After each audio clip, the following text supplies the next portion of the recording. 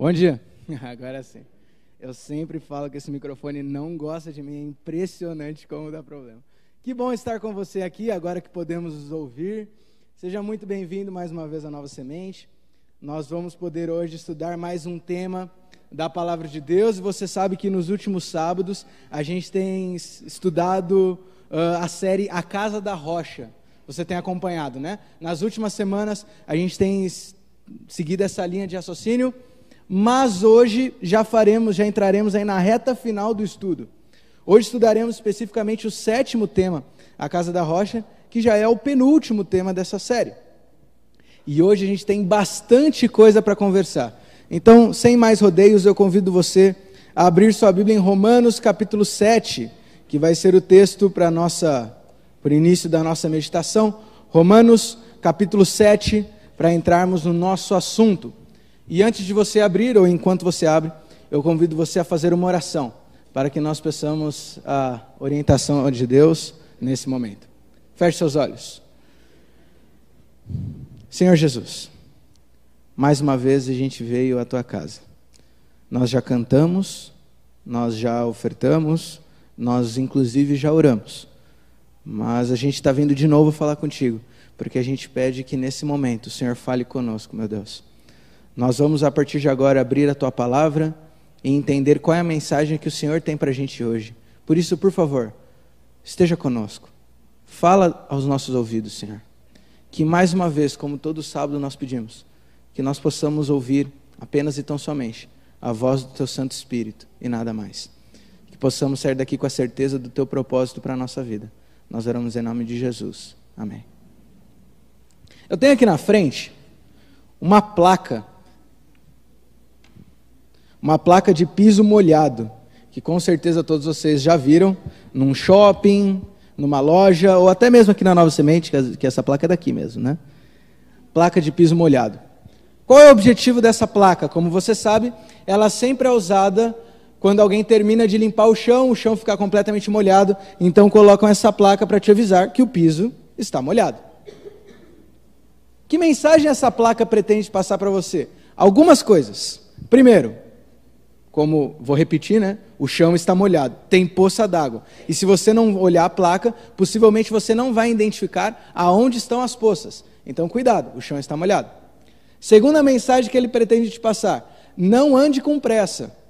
Porque se você andar com pressa, vai acontecer a terceira coisa: você pode cair. Inclusive, esses dias eu estava no McDonald's e eu vi um pessoal caindo no refrigerante. Foi lindo, para quem via de fora, né? Mas tinha uma placa, acontece que a pessoa não levou em consideração. E a grande função, ou o grande item aí dessa placa, é que ela é um aviso. Aquele que leva em consideração o aviso que essa placa está trazendo, ele continua de pé. Mas aquele que ignora a placa, aquele que continua correndo, que continua despreocupado, inevitavelmente, ele corre um grande risco de cair, de escorregar, e possivelmente levar um belo tombo que pode inclusive machucar feio essa pessoa. A placa é um aviso que pretende te poupar de um belo tombo. Interessante que a Bíblia fala para a gente que nós, na nossa vida espiritual, também possuímos uma espécie de placa de piso molhado. Uma placa que serve de aviso para a gente também. Romanos capítulo 7, no verso 7, você já abriu, está escrito assim: que diremos, pois? É a lei pecado? De modo nenhum. Mas eu não teria conhecido o pecado, senão por intermédio da lei. Pois não teria eu conhecido a cobiça, se a lei não dissera, não cobiçarás. A lei de Deus, a Bíblia diz, funciona como uma placa de piso molhado.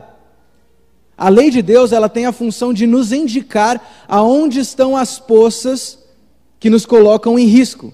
Aonde estão as poças que nós podemos cair. Uma vez que nós relacionamos, se a gente atribuir o pecado cometido, comparar com o escorregão na vida espiritual, a lei, como a placa, é o que me diz aonde eu corro o risco de cair no pecado. E se eu levar em consideração, eu não caio no erro. A lei me alerta do erro. A lei me alerta aonde estão as poças d'água que eu corro perigo. Sendo assim, o objetivo da lei, podemos dizer, é me livrar das poças do pecado. 1 João capítulo 2, verso 6, nos convida a permanecer em Cristo. Na verdade, em vários textos da Bíblia, a Bíblia nos incita a isso. a permanecer em Cristo, andando como Cristo. A Bíblia diz, você deve andar, ou eu devo andar como Cristo andou. E como discípulos nós falamos isso o tempo inteiro. Eu devo andar como Cristo andou. Mas como posso eu andar como Cristo andou, se Cristo não está do meu lado mais? Se eu não vejo Jesus andando, como que eu posso copiar os passos dele? Nesse mesmo capítulo de 1 João, o verso 3 e 4 nos mostra que o caminho para andar como Jesus andou é guardar os seus mandamentos. Quando nós guardamos a sua lei, quando nós guardamos os seus mandamentos, nós andamos como Jesus andou. Mateus capítulo 5, verso 17, ali é um verso bastante conhecido, onde Jesus diz, eu não vim revogar a lei, mas eu vim para cumpri-la. Jesus veio para cumprir a lei, e tudo que Jesus fez na vida foi cumprindo a ordem de Deus, cumprindo a vontade do Pai, cumprindo a lei de Deus. Sendo assim, a vida de Cristo era baseada nos parâmetros que a lei indica para a gente. Portanto, se você quer andar como Cristo andou, o caminho muito simples é seguir a lei de Deus, seguir os mandamentos de Deus, seguir os avisos de Deus. E aí você vai estar dando os mesmos passos que Jesus deu. A lei, na verdade, ela me protege, ela me impede de me afastar completamente de Deus. Quando eu sigo a lei, eu fico parecido com Jesus. Então, se eu estou preso, se eu estou seguindo a lei, se eu estou firme na lei, eu não fujo de Deus. E mais, se a lei me alerta ao pecado, a lei me livra dos danos que o pecado traz. João capítulo 15, verso 10. Ali nos diz que Cristo, seguindo a lei de Deus, ou melhor, Cristo diz que seguindo a lei de Deus, nós permanecemos em seu amor. Quando seguimos a lei de Deus, nós permanecemos no amor de Deus. Por quê? Se a lei de Deus é baseada no seu caráter, na sua vontade, logo nós podemos dizer sem medo de errar, que a lei de Deus, ela é baseada única, exclusivamente no seu amor. Abra sua Bíblia em Mateus capítulo 22. Mateus capítulo 22, um texto bastante conhecido também. Mateus capítulo 22, no verso 37 em diante, nós lemos o seguinte. Respondeu-lhe Jesus, amarás o Senhor teu Deus de todo o teu coração, de toda a tua alma e de todo o teu entendimento. E esse é o grande e primeiro mandamento. O segundo, semelhante a este é, amarás o teu próximo como a ti mesmo. E destes dois mandamentos dependem toda a lei e os profetas. Muitas vezes quando lemos esse texto, nós entendemos que Deus substituiu, ou Jesus substituiu, a lei completa dele por apenas dois, amar ao próximo e amar a Deus. Mas na verdade não era isso que Jesus estava falando. Jesus ele resume a sua lei. Jesus mostra que todos os 10 mandamentos, toda a sua lei está baseada no amor a Deus, sobre todas as coisas, e no amor ao próximo, como a ti mesmo. Na verdade o que Jesus está falando é que toda a lei depende do amor. Toda a lei está baseada no amor. Se eu quero andar como Cristo andou, eu preciso basear a minha vida no amor. Sendo assim, se você quer desfrutar do amor de Deus expresso na sua lei, você que quer experimentar o plano de Deus em sua vida, ou você que quer conhecer a verdadeira liberdade que é encontrada apenas na vontade de Deus, para você, nós vamos nos próximos minutos analisar 2 passos, apenas 2 passos, para andar como Jesus andou. Como nós podemos dar 2 passos ainda hoje, para andar da mesma forma que Jesus andou? E tudo isso nós faremos baseado em Êxodo capítulo 20. Inclusive, se você quiser, ao longo dessa nossa análise, deixar sua Bíblia aberta em Êxodo 20, não há problema, certo? Então, o primeiro passo, se você quiser anotar, é bastante coisa. O primeiro passo é amor ao próximo. Se você quer andar como Jesus andou, o primeiro passo que você deve dar é amar o seu próximo. 1 João, capítulo 2, verso 9, diz o seguinte. 1 João, capítulo 2, verso 9. Diz assim: aquele que diz estar na luz e odeia o seu irmão até agora, está nas trevas. A Bíblia diz que é impossível eu servir a Deus, é impossível estar em harmonia com a lei de Deus, enquanto eu tenho uma rixa, enquanto eu tenho uma briga, enquanto eu tenho problemas com o meu irmão. Eu preciso estar bem relacionado com o meu próximo, para que eu possa me relacionar bem com Deus. Eu preciso ter uma boa relação horizontal, para que eu possa ter uma boa relação vertical. Eu não posso amar a Deus, enquanto eu não amo o meu próximo. Mas pastor, O que de fato significa amar o meu próximo? O que de fato Jesus quis dizer? Ou o que eu tenho que fazer na prática para poder realmente estar amando o meu próximo e andar como Jesus andou? Deus explica isso de uma maneira muito simples. Na verdade, Deus explica 6 maneiras de como eu posso amar o meu próximo. 6 maneiras como eu posso amar o meu próximo.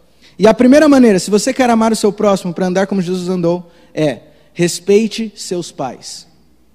Essa é a primeira coisa. Respeite seus pais. Mesmo quando seus pais estiverem errados, mesmo aqueles que possuem uma família completamente desestruturada, ou mesmo você, que nem sequer tem um contato digno com seu pai ou com sua mãe, respeite seus pais. Deus nos diz que o respeito aos pais é a base para que eu possa me relacionar ou respeitar qualquer outra pessoa. Se eu não consigo respeitar aquele que me gerou, aquele que é a minha família, aquele que é o meu responsável, como que eu vou respeitar alguém que eu não conheço? Como que eu vou amar o meu próximo ou até o meu inimigo, como Jesus fala, se eu não consigo respeitar os meus pais? E mais, além de Deus nos orientar a respeitar os nossos pais, Ele ainda promete que aquele que respeita os seus pais viverá mais tempo nessa terra. Deus promete que aquele que respeita os seus pais viverá mais tempo. Portanto, o primeiro passo para amar o seu próximo, a primeira parte é respeitar os seus pais. Segunda forma de respeitar ou amar o seu próximo, respeite a vida. Respeite a vida. Cristo diz em João capítulo 14, verso 6, eu sou o caminho, a verdade e a vida. Deus, Ele é o dono da vida. Deus é o inventor da vida. Deus, Ele criou a vida. Portanto, só Ele tem poder sobre a vida. Só Ele tem o direito de dar ou tirar a vida. Por isso que eu, como criatura, eu não tenho o direito de tirar a vida de ninguém. Nem mesmo a minha própria vida. Porque tudo isso pertence a Deus. Mas isso vai mais além um pouquinho também. A Bíblia me diz que quando eu sinto ódio por alguma pessoa, em meu coração, é como se eu estivesse matando ela. O sentimento de ódio é isso. E aí 1 João, capítulo 3, verso 15, vai olhar para mim e vai dizer que eu sou um assassino, porque eu sinto ódio por alguém. Se você quer amar o seu próximo, respeite a vida, inclusive no seu coração. Inclusive no seu coração. Terceira forma de amar o seu próximo, respeite o relacionamento. Seja fiel à pessoa que divide a vida com você. Seja fiel ao seu marido, esposa, ao seu namorado, seu noivo, noiva, seja o que for. Seja fiel. Esse é um bom primeiro passo para poder amar o seu próximo. Ser fiel ao compromisso que você fez com alguém. Mas uma coisa tem que ficar bem clara. O conceito bíblico de adultério, ele vai muito além da tradicional traição. Vai muito além disso. Na verdade, se a gente fosse conceituar adultério na Bíblia, ele significa tomar posse de alguém que não te pertence. Tomar posse de alguém que não te pertence. Pastor, tomar posse? Como assim? Eu pertenço a alguém? 1 Coríntios capítulo 7, verso 4, nos fala que no momento que a pessoa se casa, através do casamento e através inclusive da relação sexual, o corpo de uma pessoa passa a pertencer a outra. Com o casamento e com a relação sexual, o meu corpo passa a pertencer à minha esposa e o corpo da minha esposa passa a pertencer a mim. Por isso, com essa ideia em mente, Jesus, quando veio à terra, Mateus capítulo 5, verso 28, ele fala que um homem que olha para uma mulher e tem pensamentos impuros com ela, ele já está adulterando, porque ele está tomando posse, mesmo em sua mente, está tomando posse de alguém que não lhe pertence. Sendo assim, qualquer tipo de relacionamento sexual fora do casamento, como fornicação de um casal de namorados, como consumo de pornografia, ou a tradicional traição, perante Deus, tudo isso é visto como adultério. E se você quer amar o seu próximo, respeite o relacionamento, ou aguarde o momento do relacionamento. Quarta forma de amar o seu próximo, respeite a propriedade alheia, até mesmo nas pequenas coisas. Eu acredito que ninguém planeja sair daqui e roubar um banco.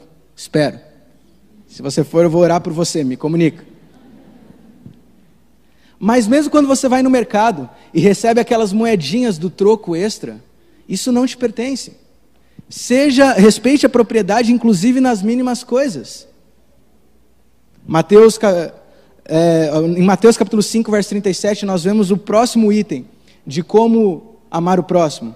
O próximo item é a quinta forma: respeite a verdade. Mateus 5,37 diz: o seu sim deve ser sim, e o seu não deve ser não. A palavra do cristão, ela deve ser absoluta. A palavra do cristão sempre deve ser a verdade, inclusive naquelas mentirinhas brancas que nós contamos muitas vezes. É bem verdade que às vezes é difícil. Quando a esposa chega para você e pergunta se a comida está boa, é uma cilada. Você não sabe o que vai acontecer. Tudo que você falar nesse momento pode ser usado contra você. Mesmo quando a verdade vai te trazer prejuízos. Ela está me fulminando aqui com o olhar, minha esposa. Mesmo quando a verdade te trará prejuízos. Mesmo quando você vai declarar o imposto de renda, e você olha lá que o governo está tirando dinheiro de você, seja honesto, seja honesto. A palavra do cristão deve ser sim para sim e não para não. Sua palavra deve ser absoluta. E a sexta forma de amar ao próximo que Jesus traz para nós é: respeite o sucesso do outro. Respeite o sucesso alheio, se você preferir. A inveja não faz parte da vida do cristão. A inveja não faz parte dos hábitos de quem pretende andar como Jesus andou. E não entenda, quando eu digo inveja, não entenda que você não deve sonhar crescer na vida. Não, eu até diria que você deve ter projeções de crescer cada vez mais. Acontece que inveja é diferente disso. Veja, inveja não é querer ser tão grande como quem está ao seu lado. Inveja é querer que a outra pessoa seja tão pequena como você. E isso Deus condena. E isso Deus fala que te afasta dele.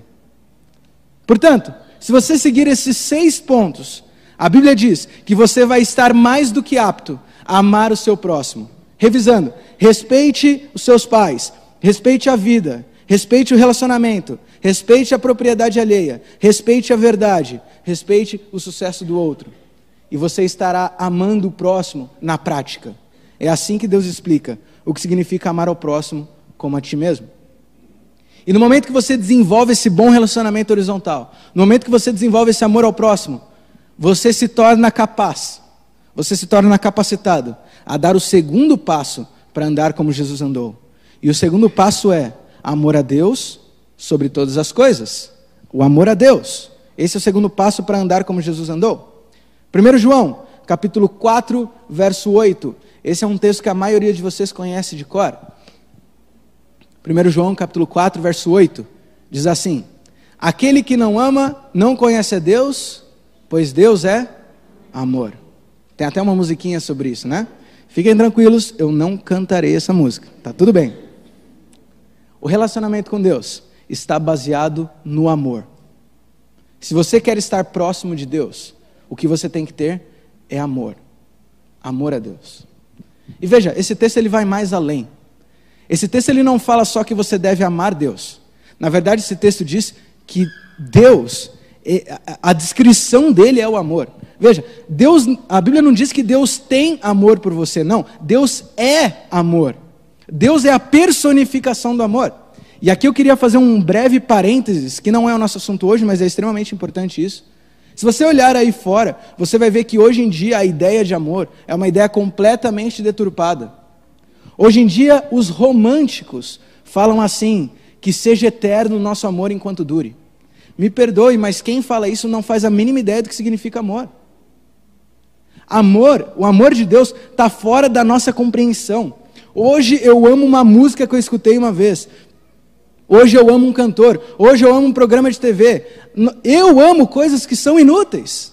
Mas a Bíblia diz que o amor é Deus. Como que eu posso atribuir o sentimento que eu tenho por Deus a uma música, a qualquer coisa que aparece pela frente?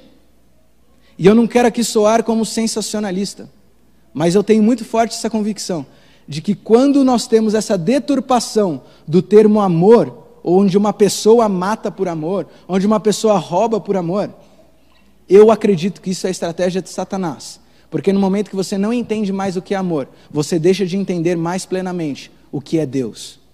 Porque se Deus é amor, e amor é esse negócio que fala aí fora, eu não quero esse Deus. A Bíblia diz que o amor de Deus ele é muito além do que nós compreendemos. Ele é muito além da nossa realidade. Deus é a personificação do amor. Por isso, para eu poder ter um bom relacionamento com Deus, para poder andar como Jesus, eu preciso amar a Deus. E talvez essa pergunta é mais difícil. A seguinte pergunta: como eu faço para amar Deus? Porque sejamos sinceros, esses exemplos do amor ao próximo nos ajudam a categorizar, mas na prática, nós sabemos algumas coisas de como amar o próximo. Mas pastor, como eu amo Deus? Eu não vejo Deus. Eu não ouço Deus. Eu não falo diretamente com Deus. Como eu posso amar a Deus? E Deus ele não deixa essa pergunta sem resposta. Deus ele responde essa pergunta de 4 maneiras. 4 maneiras. Nós vamos ver agora então como amar a Deus. E o segredo é deixar Deus ter 4 coisas. Primeiro, deixe Deus ter sua prioridade. Deixe Deus ter sua prioridade. Quando lemos lá em Êxodo 20, não terás outros deuses diante de mim. Geralmente o que vem à nossa mente é o seguinte: bom, então eu não posso adorar Baal, que é um deus da Bíblia, eu não posso adorar Mun-Ra ou qualquer outro tipo de divindade. Sejamos sinceros, na nossa cultura brasileira, eu sei que em outros lugares é diferente, mas na nossa cultura brasileira, é muito difícil, é muito raro você encontrar pessoas que adoram outros tipos de divindades. É muito difícil isso aparecer. Será que nós estamos então imunes à ordem de Deus de ter prioridade? De não ter outros deuses? Na verdade, quando Deus fala para você, não terás outros deuses diante de mim, Ele está dizendo que absolutamente nada na sua vida deve vir em primeiro lugar no seu coração. A Bíblia diz, aonde estiver o seu tesouro, aí estará também o seu coração. Aquilo que se torna a coisa mais importante para você, na sua vida, isso se torna um Deus. Eu vou citar apenas um exemplo. Lucas capítulo 18, conta para nós a história do jovem rico. Você conhece essa história.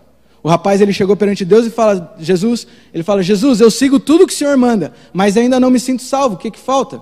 Jesus fala, se livra do teu dinheiro, porque é isso que está te atrapalhando. Então Jesus ele coloca assim, ou você escolhe o dinheiro, ou me segue. Qual dos dois você prefere? E qual que o jovem rico escolheu? O dinheiro.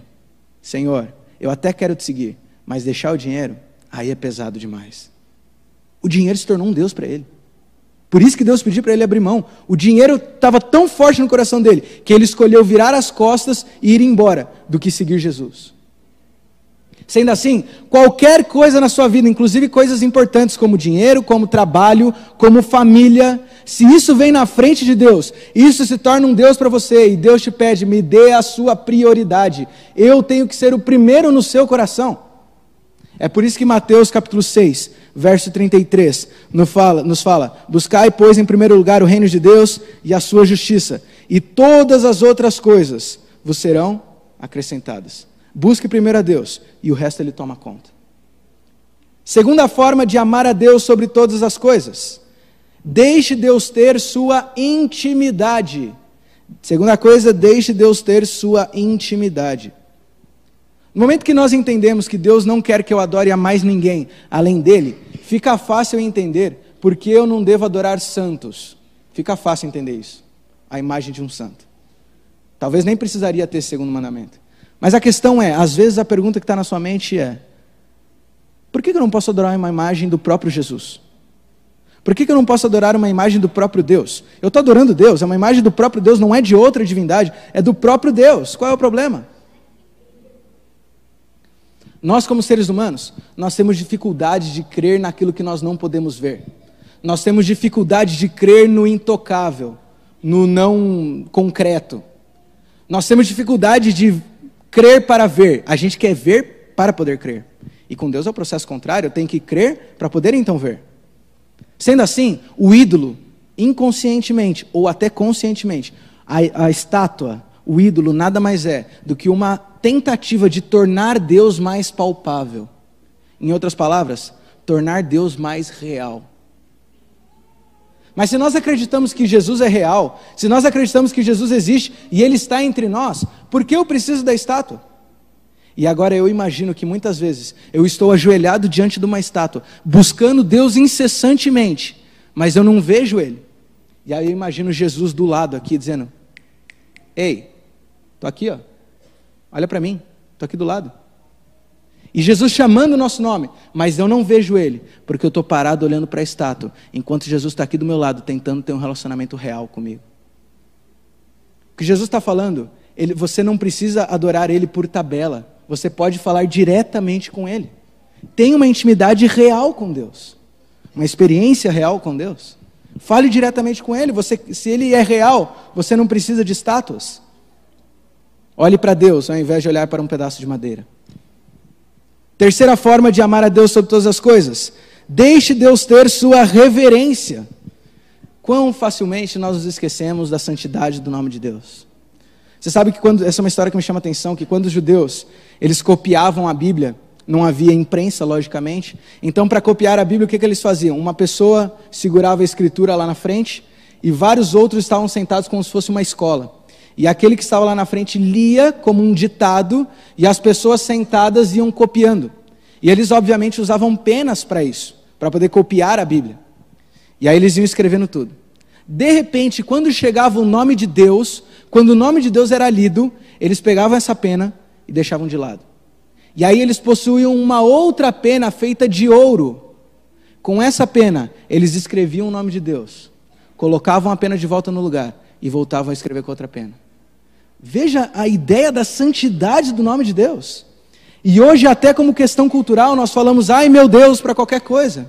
Chutei aqui na da cama, ai meu Deus. Tropeçou, ai meu Deus. O nome de Deus é santo e deve ser tratado como qual? Não dirás o nome do teu Deus em vão. E a quarta e última forma de amar a Deus sobre todas as coisas: deixe Deus ter o seu tempo. Deixe Deus ter o seu tempo. Dizem que uma das coisas mais importantes que nós temos na vida é o tempo. E por que não dedicar uma parte dele para Deus? Se eu quero entregar meu coração inteiro para Deus, minha vida inteira para Deus, por que não dedicar uma parte do meu tempo para Deus? Gênesis capítulo 2, verso 2 e 3, nos descreve o fim do processo da criação. E aí a Bíblia diz que depois de toda a semana criativa, onde Deus cria tudo e coloca o ser humano como a cereja do bolo, a Bíblia diz que o ser humano, Adão estava passeando com Eva, aliás, pelo jardim, aproveitando suas primeiras horas de vida. E a Bíblia diz que quando Deus olhou para essa cena, ele sabia que ainda faltava algo. O processo criativo estava terminado, mas ainda faltava algo. E Deus então ele cria um dia a mais. Deus cria um dia extra, um dia bônus. Se você for pensar friamente, esse sétimo dia, ele inclusive é um dia desnecessário, porque não havia mais nada a ser criado. Mas Deus sabia que o homem precisaria desse dia. E aí Marcos capítulo 2, verso 7, vai dizer que Deus cria esse sétimo dia, sob medida, para cumprir a necessidade humana. Deus cria o sétimo dia, pensando única e exclusivamente na necessidade do ser humano, porque ele sabia que ele precisaria dar essa pausa. Deus então coloca um nome nesse dia. Todos os dias ele cria como primeiro, segundo, terceiro, quarto, quinto, sexto. Quando chega no sétimo dia, ele nomeia o dia. E ele coloca o nome de Shabat, que nada mais significa do que descanso. Deus cria um dia extra, e o nome dele já indica a sua função. Um dia para descanso. A Bíblia diz então que no sábado, no sétimo dia, Deus faz 3 coisas. Primeiro, ele santifica o dia do sábado. Ou seja, ele separa o dia do sábado de todos os outros. Esse é um dia diferente, esse é um dia especial, esse é um dia santo. Segunda coisa que Deus faz, ele abençoa o dia do sábado. O que significa isso? No sábado, Deus coloca uma bênção literal, no dia do sábado, que existe até hoje. Essa bênção, grave isso, ela é disponível para qualquer um, não é só para quem é da igreja, é para qualquer um. E pastor, como que eu tenho acesso a essa bênção? Basta guardar o dia do sábado, e você vai receber a bênção que Deus colocou sobre esse dia santo. E a terceira coisa que Deus faz no sábado, depois de santificar e abençoar, ele descansa. E aí é a parte que a gente mais pergunta, descansou para quê? Descansou do quê? Deus estava cansado? Lógico que não, Deus não se cansa. Mas então, o que Deus queria comunicar com o seu descanso sabático? Ou melhor, o que é o descanso sabático? O descanso sabático nós aprendemos no exemplo de Deus, que ele envolve 3 áreas. Primeiro, descanso físico. Você passou a semana inteira trabalhando, ralando para conseguir os seus objetivos. E agora você deixa tudo de lado para relaxar, para descansar. O descanso físico é importante. Segundo tipo de descanso que nós temos no sábado, o descanso mental. Esse é muito importante aqui em São Paulo. Se desligar dos problemas. Sabe quando você sai de férias, desliga o seu celular e diz assim, agora pode acabar o mundo que eu não vou atender ninguém? Deus fala para você fazer isso toda semana, no dia do sábado. Esquece os problemas. Você não vai pagar a conta agora. Você não vai resolver o problema do trabalho agora. Deixa tudo para lá. Descansa a tua mente. E a terceira forma de descanso no sábado, o mais importante de todos, o descanso espiritual. É você separar 24 horas do seu dia, 24 horas da sua semana, simplesmente para buscar a Deus. Você sabe que quando eu namorava com a Amanda, nós namoramos em torno de 4 anos e meio antes do casamento. E eu diria, sem medo de errar, que 80% desse casamento foi à distância. Eu diria até mais disso, mais de 80% desse relacionamento foi à distância. E distâncias diferenciadas. Houve uma época que eu estava nos Estados Unidos e ela estava aqui no Brasil. Houve uma época que eu estava no Brasil e ela estava na Europa. Houve uma época que eu estava no Uruguai, ela no Brasil, uma época que eu estava no Uruguai, ela estava na Europa. E assim foi. Então, uma bagunça. A menor distância que nós tivemos foi entre 2 cidades de 1 hora, mais ou menos. Essa foi a proximidade, que foi quando a gente estava namorando perto. Eu até comento que nós estamos agora aprendendo a viver juntos, né, amor? Porque a gente está vivendo junto agora. Antes não tinha momentos juntos. Interessante que a fórmula que a gente encontrou para poder superar o problema da distância foi a conversa. Todos os dias nós conversávamos por telefone, todos os dias nós conversávamos por mensagens, por internet. E ainda a gente sempre tentava conversar por Skype, porque era o momento que a gente podia se ver, podia matar a saudade, ver como é que está o outro, era uma conversa um pouco mais real. Mas nada disso adiantava, sinceramente. Porque a gente conversava e quando desligava, a saudade continuava. Não resolvia o problema da distância, dava apenas uma abafada ali no problema, dava um pouco mais de suspiro. Até que em algum final de semana, a gente combinava de se encontrar. Aí a coisa era diferente. Quando a gente se encontrava, um encontro real, não por Skype, não internet, aí a gente se abraçava, dava um beijo de casal cristão de Jesus. E ali a gente podia matar a saudade finalmente, porque a gente estava junto. Depois que a gente voltava à distância, a gente voltava a se conversar por telefone, mas a conversa era combinando para o dia que ia se encontrar de novo, porque esse era o ponto auge. A Bíblia diz que o sábado é a mesma coisa no relacionamento com Deus. Você passa a semana inteira mandando mensagens para Deus, mandando telefonemas para Deus, mas no sábado, você pode se encontrar pessoalmente com Deus. Pastor, então Deus não está comigo nos outros dias da semana? Claro que está, mas no sábado é um encontro mais real, é um encontro mais palpável, eu diria. Você de fato vai estar perante Deus, você vai matar a saudade. É para isso que serve o sábado. Nós passamos a semana inteira correndo atrás de nossos próprios interesses e encaixando Deus entre um compromisso e outro. Mas no sábado, eu deixo tudo de lado para realmente ter um encontro com Deus. Para de fato ver o meu Deus. Guardar o sábado é unir a necessidade de descanso com a necessidade pela busca da pessoa de Deus. É para isso que serve o sábado. Por isso o sábado é tão importante no desenvolvimento do meu amor a Deus. Você percebe como tudo se encaixa perfeitamente? Você percebe como o plano de Deus ele vai desenrolando de forma clara o que Deus pretende para a tua vida?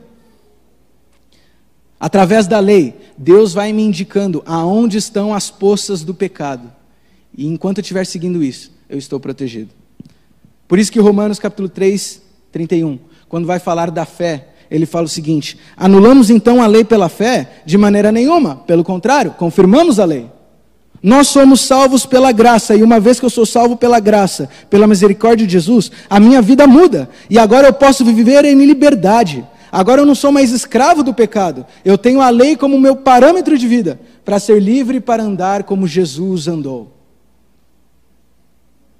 A graça é quando Deus te encontra lá no fundo do poço, e a lei é quando você escolhe não voltar para lá nunca mais. Quando eu era pequeno, minha mãe contava uma historinha. É uma fábula, é uma história simples, e talvez alguns de vocês já tenham escutado, mas ela tem uma mensagem forte. Essa história conta sobre uma galinha. Essa galinha, ela tinha uma ninhada de pintinhos, filhinhos dela, e andavam para lá e para cá, eles moravam num celeiro. Houve um dia, por algum motivo, aquele celeiro começou a pegar fogo. No momento que a galinha viu o incêndio, ela começou desesperadamente a procurar uma porta de saída daquele celeiro para salvar os seus pintinhos. E depois de muita procura e o fogo aumentando, ela percebeu que não havia saída. Tudo estava trancado e se aparecia alguma saída, o fogo aparecia. Não tinha como sair. Ela estava encurralada. Num ato de desespero, então, a história conta que a galinha chamou os seus pintinhos e chamou eles para virem debaixo dela. E aí, quando os pintinhos chegaram em volta, ela abriu as asas e cobriu todos os seus pintinhos, todos os seus filhinhos. Mas a história conta que um pintinho era meio rebelde. E quando ele ouviu que a mãe estava gritando para todo mundo, ele falou assim: minha mãe não sabe de nada. Eu sei como me livrar do fogo.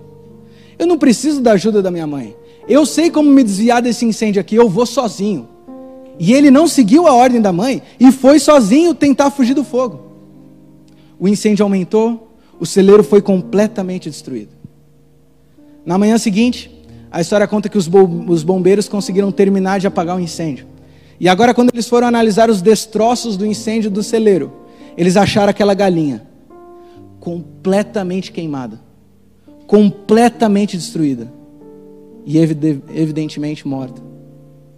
Quando eles pegaram aquela galinha, embaixo dela, todos os pintinhos, sem nenhuma faísquinha na pena, sãos e salvos, saíram piando andando por aí. Porque a mãe protegeu. Mas aquele pintinho rebelde, ele teve o mesmo destino da mãe, porque ele não se protegeu debaixo das asas dela. A Bíblia fala que a lei de Deus funciona dessa maneira. É como se fosse Deus abrindo suas asas e tentando te proteger do incêndio do pecado. Se você entra debaixo da lei de Deus, se você entra debaixo da vontade de Deus, se você se abriga nas asas de Deus, pode vir um incêndio que destrói o celeiro. Jesus morre por você, mas você sai ileso. Mas aquele que não segue os alertas da lei, aquele que não olha onde está a poça, esse acaba queimado, assim como Jesus foi. Esse acaba morto, porque sofre a consequência do pecado que Deus tentou te livrar. Sendo assim, a lei, ela não tem a função de me escravizar. Deus não está me escravizando quando Ele me dá a lei. Na verdade, Deus está me salvando. Deus está me salvando. Será que você não quer também nessa manhã ser livre pela lei de Deus? Será que você não quer deixar de ser escravo do pecado e passar a andar mais parecido como Jesus andou? Se você tem esse desejo como eu, de mudar de vida, de passar a seguir a orientação de Deus e se proteger a tal ponto debaixo da asa de Deus, que se vier um incêndio inteiro não vai acontecer nada comigo, eu te convido a ficar de pé, porque nós vamos cantar da bendita segurança que nós temos em Jesus, da bendita segurança que nós temos quando estamos debaixo de sua vontade.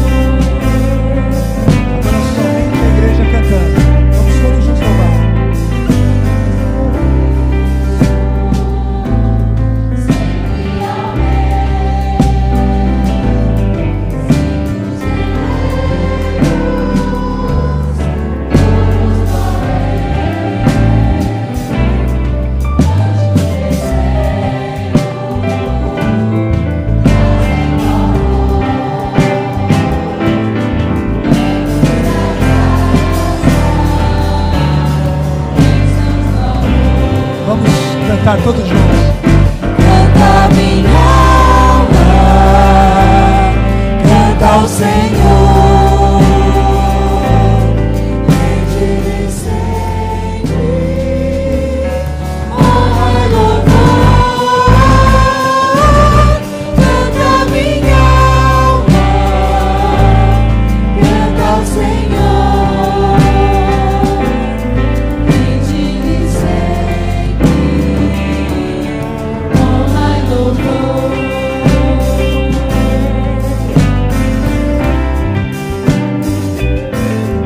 Sempre vem, seu grande amor, me regozijei, meu Salvador, esperançoso, vivo na luz, quanta bondade tem meu Jesus. Vamos cantar.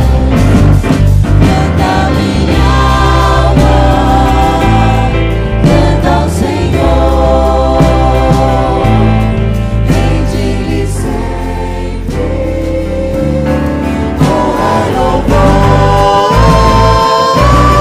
Canta minha alma, canta ao Senhor, rende-lhe sempre honra e louvor. Canta minha alma, canta ao Senhor, rende-lhe sempre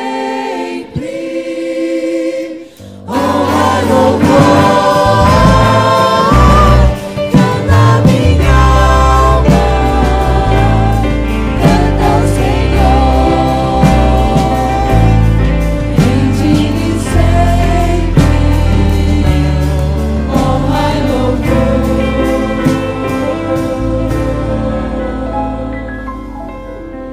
Rende-lhe sempre honra e louvor.